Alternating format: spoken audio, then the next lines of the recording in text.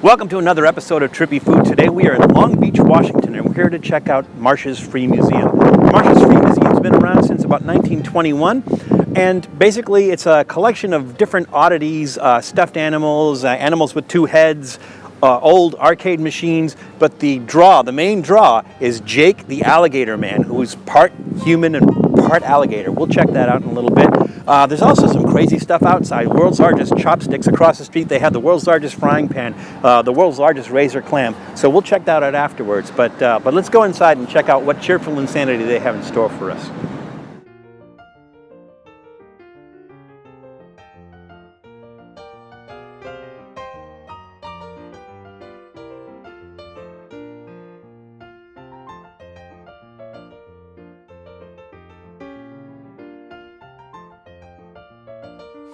Well, I've actually found one of the Marshes, and who am I speaking with? David Marsh. David Marsh, hi. Pleasure Hi. to meet you. Yes. So tell us about this place. This place started in the 1920s? Yeah, 1920s. Third generation Marsh. My grandpa is the one who started the museum, and he kind of got his start. Actually, in 1928 is when he went broke raising rutabagas in North Dakota, and moved out here to Washington and started a ice cream and candy shop. And it was a few years after that, there was a passenger liner, the Admiral Benson, ran aground out on Benson Beach, shipwrecked, and it drew a large crowd of people for many days because the captain refused to leave the ship. And so there was a large gathering of people. My grandpa sensed a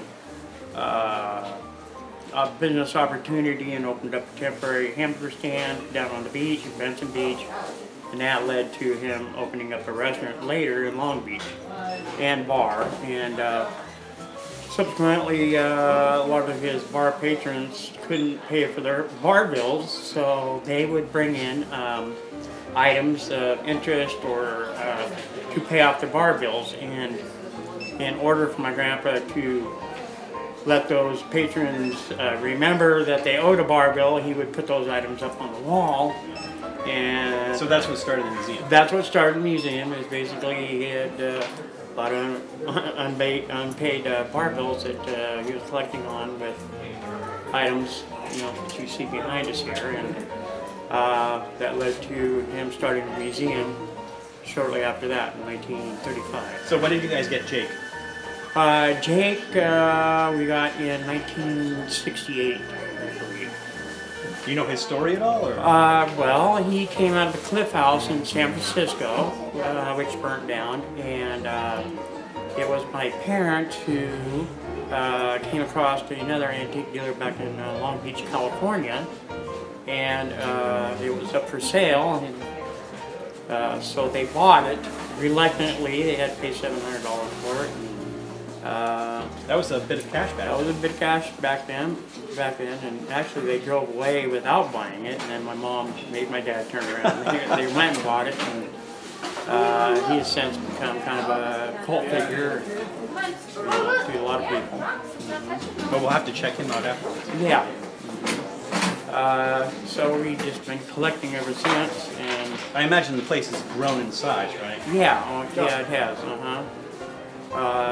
Growing in size, and a lot of people that used to come in and now bring their kids in and their grandchildren in and enjoying the museum. Well, this is our first time here, and I'm sure that our viewers are going to love this place. So we're just going to walk around and we're going to take a look at all the curios and all the different things. Okay, sure. I think we probably got to get a handful of change so we can use the machines. Yeah, we can do that.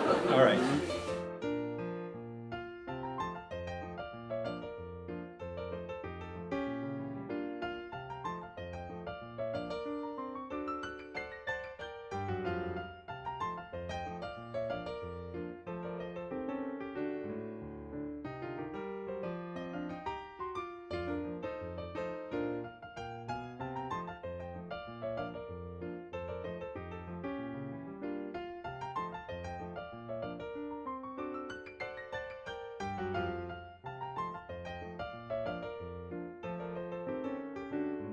Okay, this here is orchestration Seaberg H.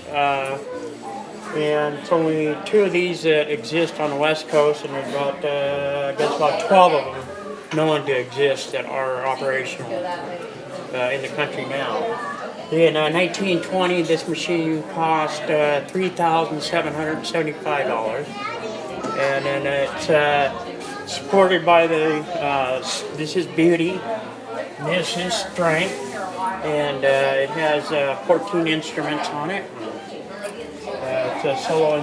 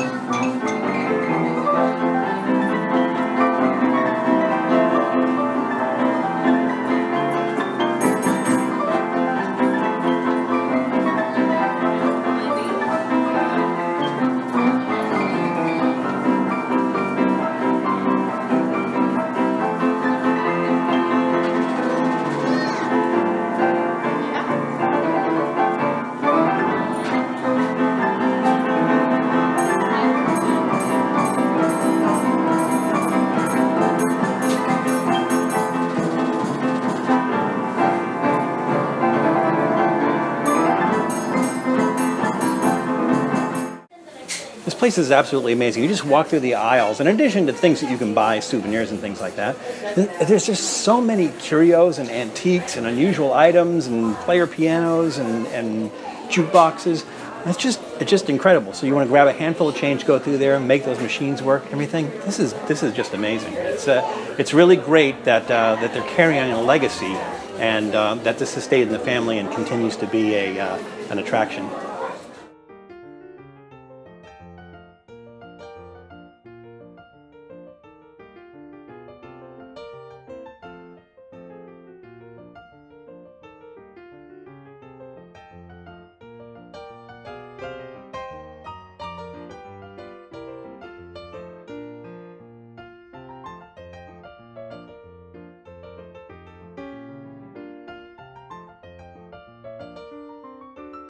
Ladies and gentlemen, meet Jake. So Jake is a big part of the collection here, and he's a draw from probably hundreds of miles. People come in just to see Jake and get their picture taken with Jake. So pleasure to meet you, Jake. You look like crap.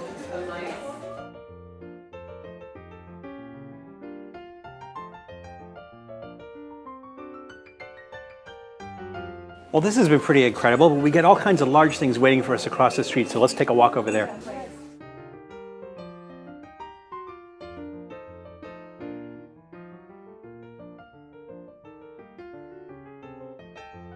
Right now I'm standing between the world's largest chopsticks, and these were built specifically for Marsh's Free Museum back in 2010. I would love to see the world's largest bowl of pho that these go with. Well, we're across the street from Marsh's right now after a long and exhausting tour of what they have over there, and over here they have a couple of interesting things. So right here they have what is billed as the world's largest frying pan. Although it's not, it would make a hell of an omelet. And then over here we have the world's largest razored clam. And I think we're going to put a quarter in this thing and make it spit out some water. So that'll be interesting. So if you're on Route 101 in Washington State, make your way down here to Long Beach. Check out Marsh's Free Museum. Check out the large things behind me, and maybe spend a little bit of time in the town. It's kind of a cute, kind of a cool, interesting place. And hopefully we'll see you on the road. So see you soon. Thanks for checking out Trippy Food. If you enjoyed watching that video half as much as I did making it, well then I enjoyed it twice as much as you did. And if that's the case, you'll probably like this video right here. And if not, check out this video right here. That one's a little bit different. Either way, leave a comment down below. And be sure to subscribe by clicking on the Trippy Food icon right here. Glad you could make it, and we hope to see you again soon.